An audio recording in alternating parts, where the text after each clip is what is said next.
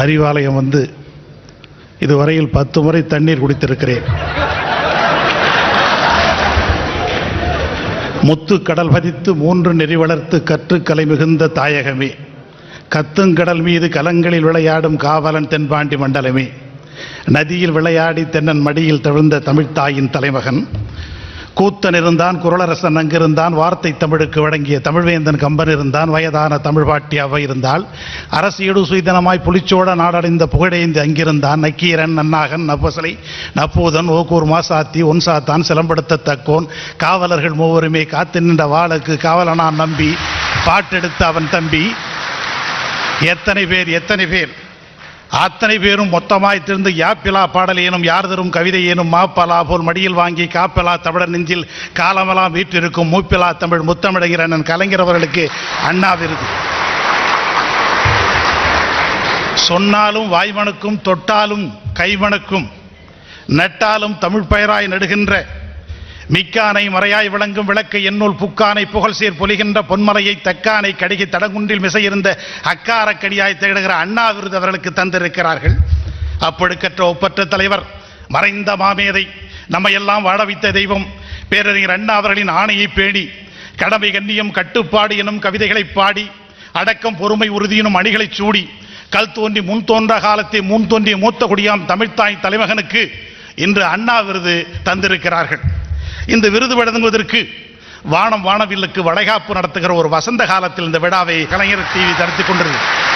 தேரோடும் கனவுகளை தெருவோடு விட்டு போராட வந்த தலைவன் அல்லவா. அண்ணாவை போல எழுத முயற்சித்தவர்கள் உண்டு, அண்ணாவை போல பேச முயற்சித்தவர்கள் உண்டு. நம்முடைய தலைவர் மட்டும்தான் அண்ணா வழியில் பேசினார், அண்ணா வழியில் எழுதினார். அதற்காகத்தான் அண்ணா விருது. தலைவர் ஒரு சர்க்கரை பொங்கல், எங்க தொட்டாலும் இனிக்கும், சொல்ல சொல்ல இனிக்கின்ற தலைவன், பேச்சாற்றலே என்று என்னுடைய தலைப்பு. நான் இதை பற்றி யாரிடத்தில் கேட்க வேண்டும் என யோசித்தேன். இந்துக்களுக்கு பகவத்கீதை, முஸ்லிம்களுக்கு குர்ஆன், கிறிஸ்தவர்களுக்கு பைபிள். அப்ப நமக்கு தமிழனுக்கு என்னடான்னு பார்த்தா திருவள்ளுவர் தான். ஆகவே ஐயன் திருவள்ளுவர் இடத்தை போனேன். திருவள்ளுவர் ஆயாசமா உட்கார்ந்திருந்தார். என்ன ஆயாசமா உட்கார்ந்து இருக்கிறேன்னு கேட்டேன். என்னுடைய தலைவன் கலைஞர் அவர்கள் எனக்கு 130 அடி உயரத்திலே சிலையை வைத்தார், வள்ளுவர் கோட்டம் அமைத்தார், குறளோவையும் தந்திருக்கிறான், எனக்கு இதை விட எனக்கு என்ன வேணும், மகிழ்ச்சியிலே இருக்கிறேன்னு சொன்னார். நான் கேட்டேன், அதெல்லாம் பரவாயில்லை, நான் ஒரு சிக்கல்ல மாட்டி இருக்கிறேனே. 6 தலைப்புகள் கொடுத்திருக்கிறார்கள், இந்த 6 தலைப்புகளில் எது சிறந்தது? இதில் இந்த 6 சிறப்புகளில் தலைவருக்கு இந்த விருது கிடைப்பதற்கு எது சிறந்தது என்று கேட்டேன். வள்ளுவன் என்னை பார்த்து கேட்டான், திருக்குறள் படித்தாயா என்று கேட்டேன். சுமாராக படித்திருக்கிறேன் என்றேன். 133 அதிகாரங்கள் தெரியுமா என்றேன். தெரியும் என்று சொன்னேன். வள்ளுவன் என்னை பார்த்து சிரித்தான். இங்கே இருக்கிற இந்த 6 தலைப்புகளில் சொல்லாற்றலுக்கு மட்டும்தானே நான் அதிகாரம் தந்திருக்கிறேன், சொல்லாற்றல் தான் சிறந்தது. வள்ளுவன் சொல்லிட்டான். அடுத்தது பார்த்தேன், நம்மோடு வாழ்கிற தலைவன், நம்மோடு வாழ்ந்து கொண்டிருக்கிற வள்ளுவன். குறளோவியத்தை எடுத்தேன், குறளோவியத்தை புரட்டி பார்த்தேன். அந்த குறளோவியத்தில் புரட்டி பார்த்தா விரைந்து தொழில்களுக்கு தலைவர் அடிச்சிட்டார். தலைவர் என்ன சொல்லிட்டாரு? பேச்சாற்றல் தான் சிறந்தது அப்படின்னு சொல்லிட்டார். வள்ளுவன் சொல்லிட்டாரு, நம்முடைய தலைவர் சொல்லிட்டாரு. அண்ணன் வாலி அவர்களே, இனிமே என்ன வேலை இருக்கு உங்களுக்கு? சொலல்வல்லன் சோர்விலன் அஞ்சான் அவனை இகழ்வல்லது யாருக்கும் எளிது என்றெல்லாம் திருக்குறளை அழகாக சொல்லி இருக்கிறார்கள். இந்த தலைப்புக்கு நீங்க பாத்தீங்கன்னா இந்த மேடை எவ்வளவு அழகா இருக்கு பாருங்க. நம்ம கலைஞர் டிவி எவ்வளவு அழகா செஞ்சிருக்கு பாருங்க. 10,000 பாடலுக்கு மேல் எழுதியவர் என்னுடைய அண்ணன் வாலி. அவரே கவியரங்கத்தை விட்டுட்டு போய் பேச்சு பண்றதுக்கு வந்துட்டாரு. இதுவே தெரிகிறதே பேச்சு எவ்வளவு சிறப்புடையது என்பது. வினாடி தோறும் வியப்பை தருகிற தலைவா,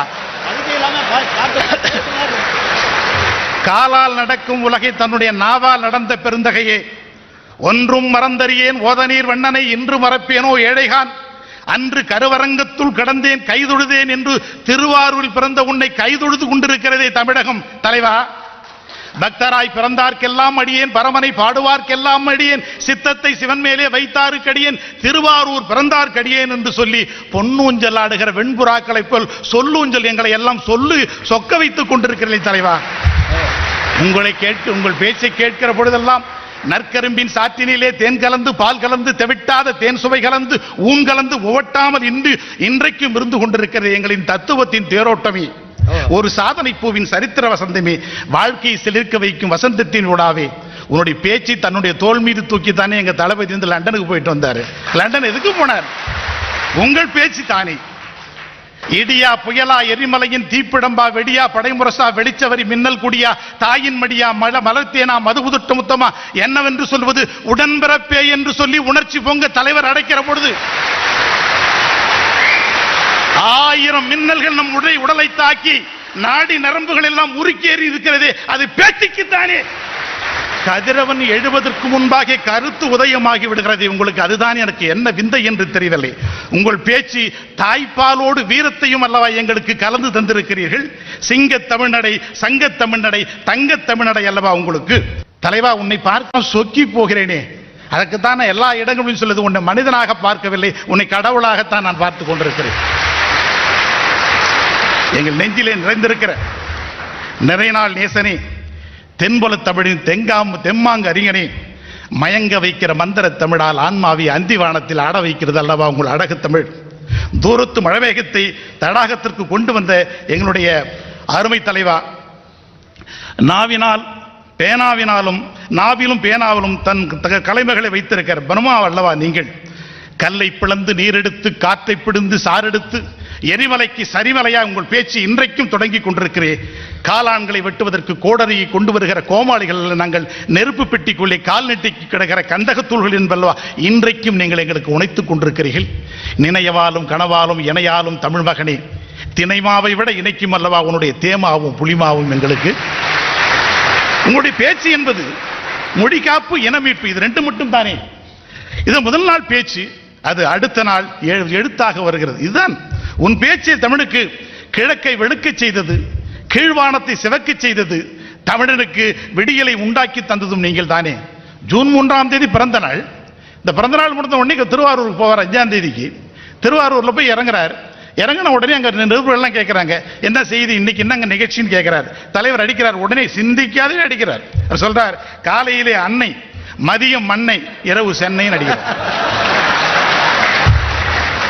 முன்னமே துயின்றருடைய முழுவையோததியோ பண்ணகாதிப பாயலோ பச்சை ஆலையோ சொன்ன 4 வகை துயிலோ எய்ததற்கு என்னமா சபதம் செய்ததோ தெரியவில்லை. இந்த தமிழ்நாடு உன்னை நாங்கள் பெற்றதற்கு தங்கத்தை காலாலை தள்ளிவிட்டு தவட்டமிட்டு உதட்டிலே வைத்துக் கொள்ளுகிற மாடப்புறாவை போலல்லவா கோடிக்கணக்கான தொண்டர்களை உங்கள் நெஞ்சிலே வைத்திருக்கிறீர்கள்.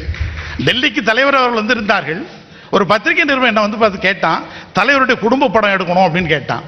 நான் சொன்ன குடும்ப படம் எடுக்கணுமா, உன்னால் எடுக்க முடியாதுப்பான்னு சொன்னேன். இல்லை சார், நான் பெரிய கேமரா வச்சிருக்கிறேன், அதில் எடுக்கலான்னு. எவ்வளோ பேர் பாடினா, 100 பேர் 200 பேர் என் கேமரா எடுக்குன்னு சொன்னேன். கஷ்டம் பாடினேன். பிறகு அந்த நிருபர் கேட்டான் என்கிட்ட, 100 பேர் 500 பேர் கூட எடுக்கும் என் கேமரா, அதை விட ஒரு பெரிய கேமரா லேட்டஸ்ட் வாங்கி வச்சிருக்கிறேன்னு சொன்னேன். சூப்பர் ஸ்டார் எடுக்கிற படம் மாதிரின்னு வச்சுங்களேன். அப்போ உடனே 500 பேர் இருக்கிற படமான்னு கேட்டேன். அப்பொழுது கூட சொன்னேன் முடியாது என்று சொன்னேன். அவன் திரும்பி கேட்டான், அப்ப எப்படிப்பட்ட கேமரா வேணும்னு கேட்டேன். 6 கோடி தமிழர்கள் அவருக்கு சொந்தக்காரன், அதை எடுக்கிறது உன்கிட்ட கேமரா தான் சொல்றான். அண்ணா மறைந்து விடுகிறார்கள், பேசுறார். சௌமியன் மறைந்து விட்டான், சாதாரணமானவன் வந்திருக்கிறேன். இது என்ன விஷயம்னா அது நமக்கு ஒன்றும் புரியாது. சௌமியம்னா அண்ணா பிறந்த வருஷம், தலைவர் பிறந்து சாதாரண வருஷம். எப்படி அடிக்கிறார் பாருங்க. உலகத்தில் இதை எப்படி யார் சொல்ல முடியும்? கலைவுகள் ஆசிரியர் கீவாஜா அவர்கள் சொன்னார்கள், அண்ணா மறைந்த போது கடமை கண்ணியம் கட்டுப்பாடு என்பதை மட்டும் விட்டு செல்லவில்லை, 4வது கலைஞர் என்பவரை விட்டு சென்றார் என்று சொன்னவர். உங்கள் பேச்சே ஒரு ஆயுத கிடங்குதான். இன்று கூட எதிரிகள் வந்தால் நாங்கள் எடுத்து வருவது உங்களது ஈட்டி வரிகளைத்தானே தலைவா. வார்த்தைகளுக்கு வகுடெடுத்து தலைவன் நீ ஒருவன் தான். திரும்பி பார்க்கிறேன், திகைத்து போர்க்கிறேன். இவர் பேசுகிற பேச்செல்லாம் பார்த்தீங்கன்னா நீங்க வந்து கிட்டத்தட்ட ஒரு வருஷத்துக்கு இந்த பட்டிமன்றம் போட்டு நம்ம பேசணும். ஏபி நாகராஜன் ஒரு படம் எடுக்கிறார், நவராத்திரின்னு படம், 100வது நாள் விழா. அதுல போய் தலைவர் பேசுறார். நாகராஜன், ஏபி நாகராஜன் படம் எடுத்திருக்கிறார், நல்ல படம் எடுத்திருக்கிறார். காரணம், அவர் பெயர் நாகராஜன், நல்ல படம் எடுத்திருக்கிறார். கவியரசர் கண்ணதாசன் வெளிநாட்டுக்கு போறார். தலைவர் வந்து பார்த்துட்டு, அண்ணா நான் வெளிநாட்டுக்கு போயிட்டு வரேன், என்ன வாங்கி வர வேண்டும் என்று கண்ணதாசன் கேட்கிறார். தலைவர் அழகா சொல்றாரு, நல்ல பேரை வாங்கினவடா அப்படின்ற. போராட்டத்திற்கு சிறை சென்று சட்டமன்றத்துக்கு போறார். அனந்தநாயகி அம்மா இவர தலைவரை பார்த்தோன்னே எங்க சட்டமன்றத்தில் கேட்டுதான், என்ன கலைஞர் அவர்களே, மாமியார் வீடு எப்படி இருந்து, இவர் ஜெயிலில் இருந்து போறார் சட்டமன்றத்துக்கு, மாமியார் வீடு எப்படி இருந்துன்னு கேக்குது அந்த அம்மா. அதுக்கு தலைவர் சொல்றாரு, உங்கள் தாய் வீடு நன்றாக இருந்துன்னு சொல்லிட்டு இருக்கிறார்.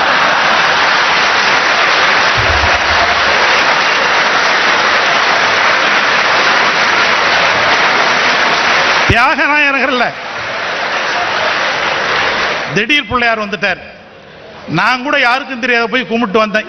ஒரு கும்பிட்டு வைப்போமே அப்படின்னு சொல்லிட்டு எல்லாம் போய் என்னடா பார்த்துக்கிடாப்பா திடீர் பிள்ளையார் ஏச்சு அப்படின்னு சொல்லிட்டு அன்று மாலை பொதுக்கூட்டம் நம்ம தலைவர் பேசுறாரு, தியாகராய நகரிலே திடீர் பிள்ளையார், திருவில்லைக்கேணியிலே ஒரு பிள்ளையாரை காணவில்லைன்னு சொல்லிடுச்சு.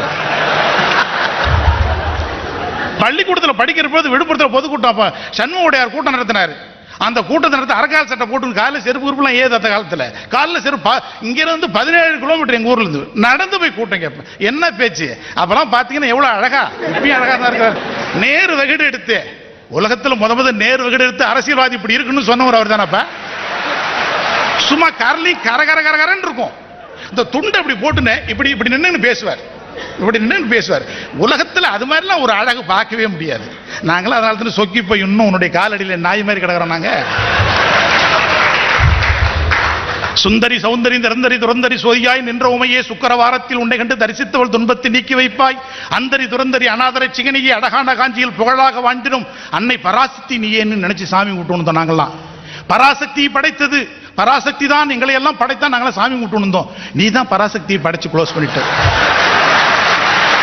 படத்துல பாருங்க, ரொம்ப மகிழ்ச்சி, நிறைய செய்திகள். அதுல முத பிச்சைக்காரன் பாட்டு பாடிக்கணும் வசனம் கேட்டுக்குன்னு பிச்சை எடுக்கலாம்னு சொன்னவரே முத அந்த படத்துல தான். இயந்திர சொல்லா இருந்த மந்திர சொல்லாக மாற்றிடும் தலைவருடைய பேச்சுக்கள் தான் வீணையாக கிடந்த தமிழனை வில்லாக அம்பாக பிறப்பெடுக்க செய்ததும் வருதும் அவருடைய தலைவருடைய பேச்சுக்கள் தான். தினந்தனும் உங்கள் பேச்சு முரசொலியில் வரும். அப்பெல்லாம் முரசொலி ஒரு பெரிய விஷயம். முரசொலிலாம் வாங்குறதுன்னா நாங்கள் அங்கிருந்து இதுக்கு போவோம், வெளியனூர்ல போய் முரசொலி வாங்க போவோம். இந்த முரசொலி வாங்குறதுலாம் ஒரு பெரிய விஷயம். அதில் தான் பாட்டு மனப்பாடம் பண்ணி அந்த ஸ்கூல்ல இருந்து இதெல்லாம் அடிக்கிறது. வாத்தியாருக்கு இதெல்லாம் க்ளோஸ் ஆயிடும் எல்லா வாத்தியாரும். என்னடா அப்படி பேசுறேன், இதெல்லாம் தலைவர் சொன்னதான் சொல்ல மாட்டோம் நாங்கள் வெளியே. இப்பயும் அதை வச்சுதான் வண்டி ஓடுது எங்களுக்கெல்லாம்.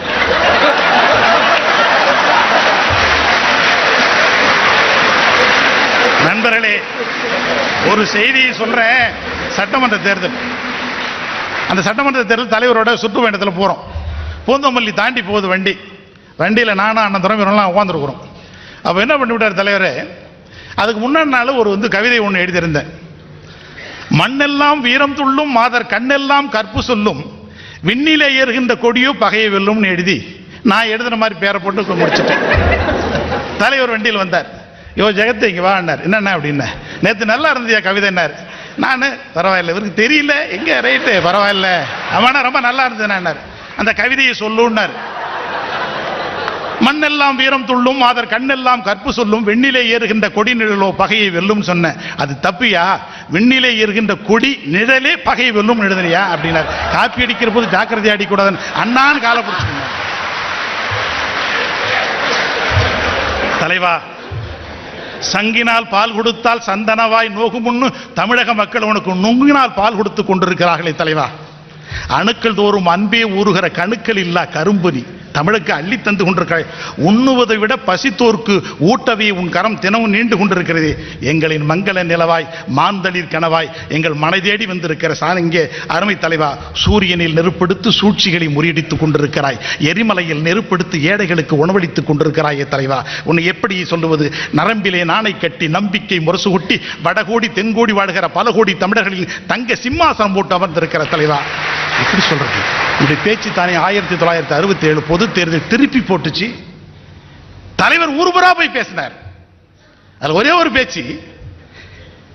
நம்ம ஏழை நெசவாளி தண்டலம் கிராமத்தில் இருக்கிற புண்ணியகோடின்னு ஒருத்தர் 6 குழந்தைகள்.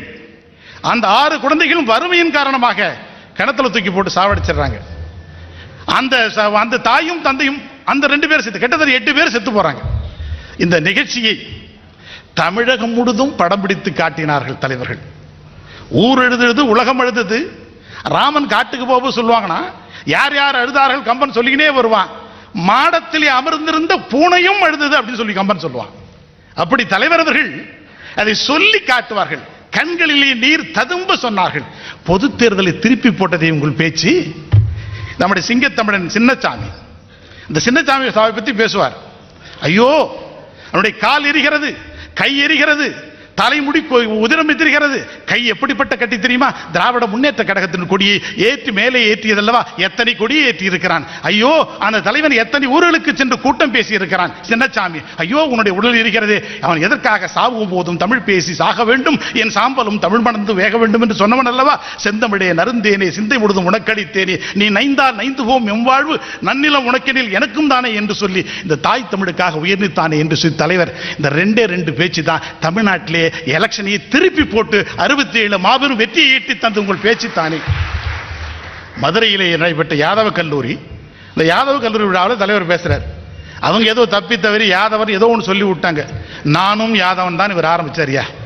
என்ன அடிக்கிறாரு? அண்ணா வழி நடப்பதால் சூதுவாது அறியாதவன், நண்பர்களுக்கும் வஞ்சகர்களுக்கும் வேறுபாடு தெரியாதவன், கஜானாவில் நிதி இல்லாததால் உதவ முடியாதவன் சொல்லி முடிக்கிறார். இப்படிலாம் சொல்றதுக்கெல்லாம் யாருமே இந்த பிறவில 7 பிறப்புக்கும் யாங்களாம் ஒன்றும் பார்க்க முடியவே முடியாது. பச்சைமா மலை போல் மேனி பவளவாய் கமலச்செங்கன் அச்சுதா அமரரேறி ஆயர்தம் கொடுந்தே என்று இச்சுவை தரினும் வேணும் இந்திரலோகமாலும் அச்சுவை தரினும் வேண்டேன் அடியேன் உங்களுடைய திருப்பதங்களே இருக்க வேண்டும் என்பதுதான் என்னுடைய ஆசையெல்லாம். உங்கள் பேச்சை தமிழர்கள் மூச்சாக இன்றைக்கும் கருதி கொண்டிருக்கிறார்கள். நடையில் நின்று என் நாங்களாக நின்று கொண்டிருக்கிறீர்கள். உங்களை எப்படியெல்லாம் இந்த பேச்சு மாற்றி இருக்கிறது. இளைஞர்களுடைய நரம்பு நாதங்களை தொட்டு பார்த்தது உங்கள் பேச்சு தானே. மற்றவைகள் எல்லாம் கிராமத்தை போய் சேரவில்லை. கிராமத்திலே நடவு நட்டு கொண்டிருக்கிறார்களே, அவர்கள் பேசினார்களே, அவர்களை எடுக்க வைத்தீர்களே, அவர்களை உங்களுடைய இதயத்திலே தூக்கி வைத்துக் கொண்டீர்களே உங்கள் பேச்சு. அந்த பேச்சு தானே திராவிட முன்னேற்ற கழகத்தை இன்று இந்தியாவிலே இல்ல உலகத்திலே அத்தனை பேர் இருக்கிறவன் திரும்பி பார்த்து கொண்டிருக்கிறானே. 86 வயதிலேயும் இந்த தலைவன் இப்படி ஓயாமல் உடைத்துக் கொண்டிருக்கிறான் என்று சொல்லி உலகத்திலே இருக்கிறவன் அத்தனை பேரும் பாராட்டுகிறான் என்று சொன்னாலே அது உங்கள் பேச்சு தானே தலைவா. நெய்வேலியிலே ராமகிருஷ்ணன் திருமணம், அந்த திருமணத்திற்கு அவர் செல்லுகிறார்கள். அந்த திருமணத்துக்கு சொன்ன அன்னைக்கு செவ்வாய்க்கிழமையில வச்சுட்டான். அவன் பாவம் செவ்வாய்க்கிழமை வச்சுட்டோடனே எல்லாரும் பார்த்தீர்களா, ஒரு பகுத்தறிவை பார்த்தீர்களா, சுயமதியார திருமணம் என்றெல்லாம் அவர் சொன்னார்கள். எல்லோரும் அங்க வந்தவங்க சொன்னாங்களா. தலைவர் அடுத்து பேசும்போது சொன்னாரு, என்ன செவ்வாயினா வருத்தப்படுறீங்க? மற்ற நாட்களுக்கெல்லாம் வாய் கிடையாது, செவ்வாய்க்கு மட்டும்தான் வாய் உண்டுன்னு சொன்னவர். அது மட்டுமல்ல, வாழ்க்கை எப்படி தொடங்க வேண்டும் தெரியுமா?